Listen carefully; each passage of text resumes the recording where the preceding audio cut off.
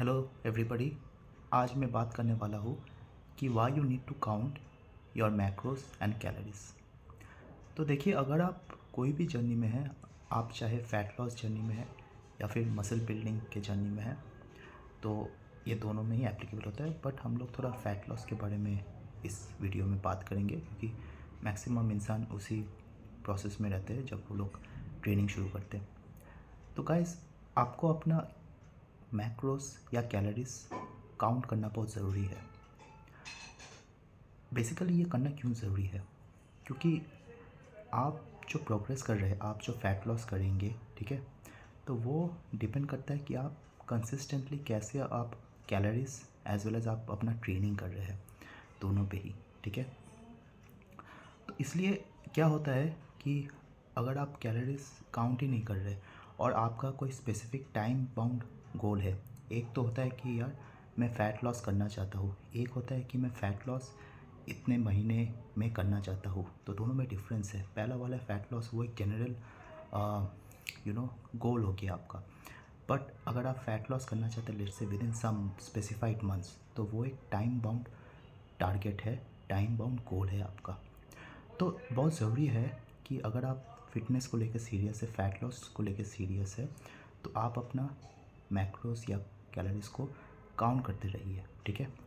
तो जितना भी मान लीजिए फ़ैट लॉस के लिए आपको जितने कैलोरीज़ की ज़रूरत है, वो आपको देखना है कि हर दिन, हर वीक में, हर महीने में आप उसको कंसिस्टेंटली हिट करते जा रहे हैं, ठीक है।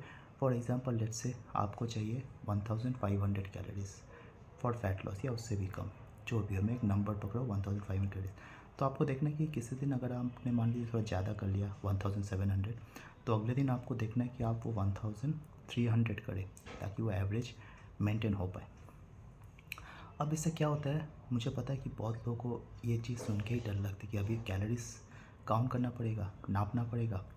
लेकिन गाइस, ये कैलोरीज काउंट करके आपको बेसिकली एक सज़ा नहीं मिल रहा है। वो कुछ टाइम के लिए आपको थोड़ा दिक्कतें हो जाएगा, क्योंकि अगर मान लीजिए कोई इंसान है जो बहुत खाते जा रहा था, बाहर का खाना, घर में क्या खा रहा था वो खा नहीं पाता, तो शुरू में कुछ 1 महीना उसके लिए वो प्रोसेस थोड़ा कॉम्प्लिकेट होगा।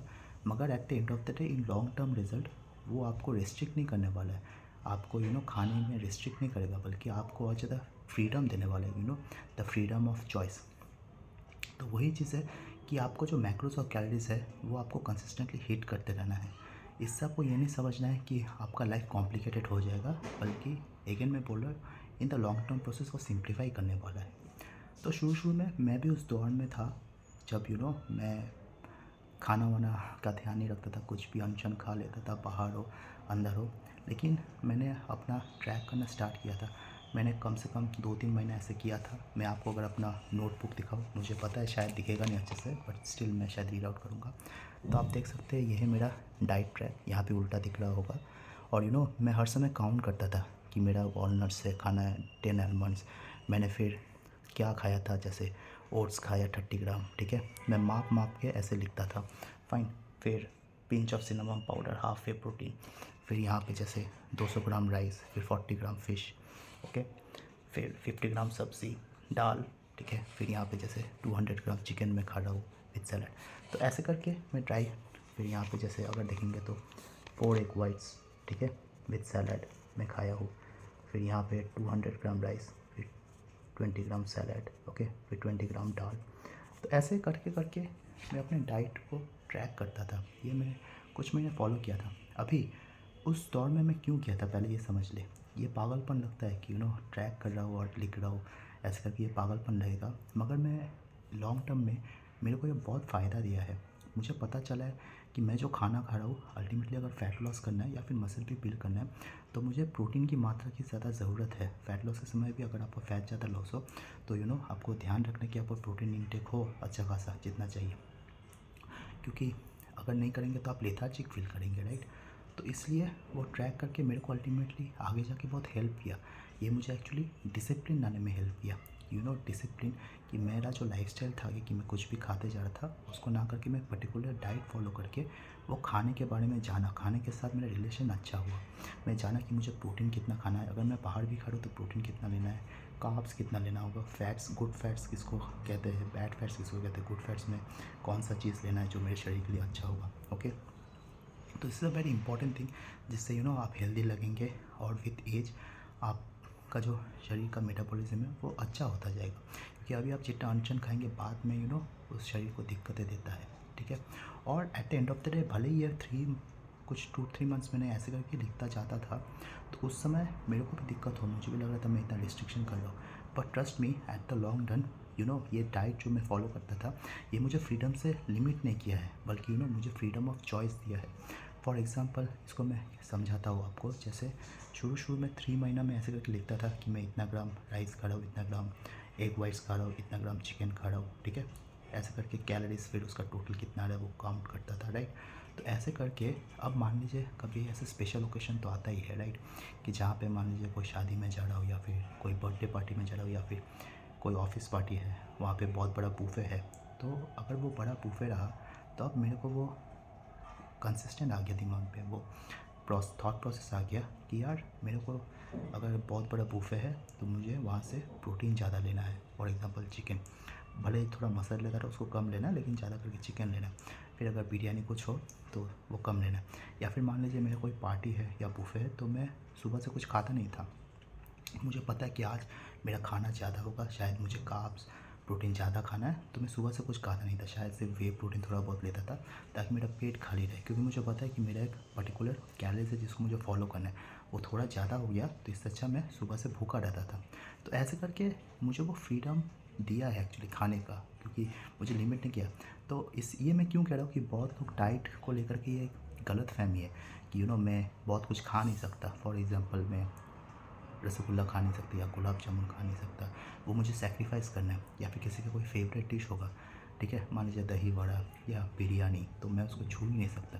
देखिए वैसा नहीं होता है। At the end of the day मैं ये भी नहीं कह रहा हूँ कि इसके एक्सट्रीम में चले जाइए कि मान लीजिए किसी को अगर बिरयानी पसंद है तो ऐसा नहीं वो पेल के सारा दिन ही बिरयानी खा रहा है या फिर वीकली 2-3 दिन बिरयानी खाए जा रहा है, वैसा भी नहीं होता है। बट ऐसा नहीं कि आपको वो कम्प्लीटली छोड़ देना है, वैसा नहीं होता है। ठीक है, आपको बस ये ध्यान रखना है कि वहाँ से आपका कितने एनर्जी मिल रहा है। वहाँ पे बिरयानी फॉर एग्जांपल कितना प्रोटीन से, कितना कार्ब से, मेरे शरीर के लिए, मेरा जो फैट लॉस है उसके लिए मुझे कितना चाहिए, और वीकली या महीने में मैं कितना उसको खा सकता हूँ। तो ऐसे नहीं कम्प्लीटली उसको छोड़ देना, क्योंकि अगर कम्प्लीटली छोड़ने जाएंगे तो क्योंकि वो आपका फेवरेट डिश है, बाद में आपको वो क्रेविंग्स रहेगा। ठीक है, तो बाद में वो आना पड़ेगा, तो उसको सेक्रीफाइस नहीं कहते। इट्स जस्ट दैट उसके प्रति जो क्रेविंग्स है वो थोड़ा आपने कम कर दिया।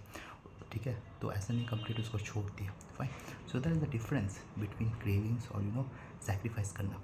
तो इसलिए आपका बहुत ज़रूरी है कि आप कैलोरीज और मैक्रोस को काउंट कीजिए। मैं तो ऑफकोर्स लिख के करता था, आप आजकल ऐप बहुत है, ऐप से भी कर सकते हैं।